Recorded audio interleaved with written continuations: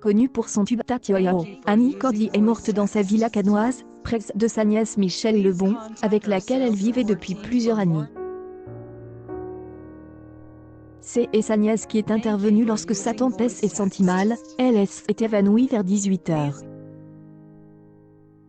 Les pompiers arrivent très vite et ont tout essayé pour la réanimer, confie-t-elle tristement à France Info. Annie Cordy est décédée ce vendredi 4 septembre 2020 à l'âge de 92 ans.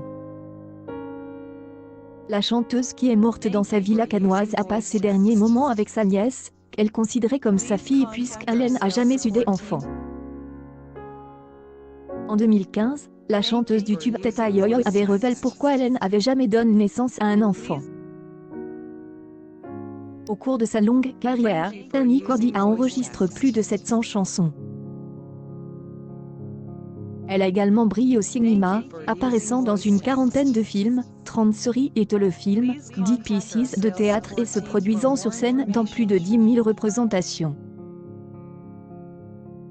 Annie Cordy n'a jamais eu d'enfant. En 1951, Annie Cordy, de son vrai nom Léonie Juliane Cormand, rencontre l'homme qui deviendra son mari et homme d'affaires, François-Henri Bruniou. Ils se marient en février 1958, s'installent à Bièvre et menant une vie passionnée jusqu'à la mort de François-Henri Bruniou en 1989.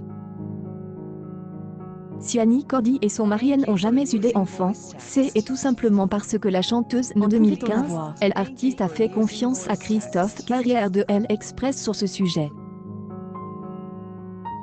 Comment se fait-il, chère Annie, notre grand-mère, que vous n'ayez pas d'enfant ? A-t-il demandé. Et Annie Cordy de répondre, parce qu'elle ne pouvait pas en avoir, bien sûr. Vous pensez que si elle en avait eu, elle ne les aurait pas jetés. Avant d'ajouter, en tout cas, avec Nono, François-Henri Bruno, on n'a pas eu le temps de le regretter, on était tout le temps dehors. Après le décès de son mari, Annie Cordy a heureusement pu compter sur l'immense soutien de sa nièce, Michelle Lebon. Avec ma nièce Mimi, je suis incroyablement chanceux, elle vit avec moi depuis 12 ans et j'y ai pu lui faire confiance. J est quelqu'un à mes côtés en qui je peux avoir confiance, J est une fin de vie exceptionnelle. J ai vendu mon appartement parisien, et nous avons tous les deux décidé de nous installer à Cannes, a-t-elle déclaré au Figaro en 2015. La mort d'Annie Cordy est aussi soudaine qu'inattendue. Et comme pour toute mort, ce sont les personnes laissées derrière qui ont l'absence, et la plus difficile à vivre, surtout celle avec qui la vie est partagée. Mais avec quel artiste a-t-elle partagé sa vie? Annie Cordy est décédée et toute une génération est en deuil. La célèbre interprète de Tata Yo-Yo a été retrouvée morte chez elle à Vallauris le vendredi 4 septembre. À 92 ans, Annie Cormand, alias Annie Cordy, avait laissé une impression durable avec son caractère fort, joyeux et attachant. Pour sa dernière performance musicale, la 90e avait donné la parole à 25 artistes belges. Le dernier a eu la brillante idée de couvrir un tube de la plus célèbre des dirigeantes du magazine belge, Annie Cordy. Elle y amuse la dame aux multiples facettes, car elle avait également apprécié de participer à cette activité, évidemment à distance, en raison de l'enfermement. Le succès de Ça ira mieux demain a fait le bonheur du public confiné. Qui est de courte durée. Disparition d'un homme qui a marqué sa vie à jamais. Annie Cordy était non seulement célèbre pour sa musique et ses différents rôles d'actrice, mais aussi pour sa beauté exceptionnelle.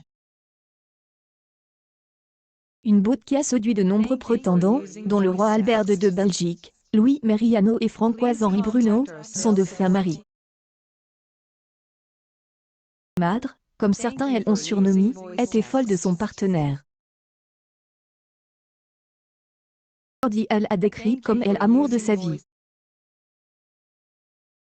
Amoureux, ils vécurent heureux jusqu'à ce que leur bien-aimé décède d'une crise cardiaque en février 1989.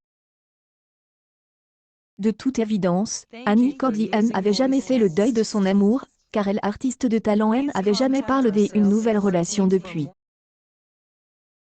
Accueil News People disparition des Annie Cordy à 92 ans, pourquoi elle n'a jamais su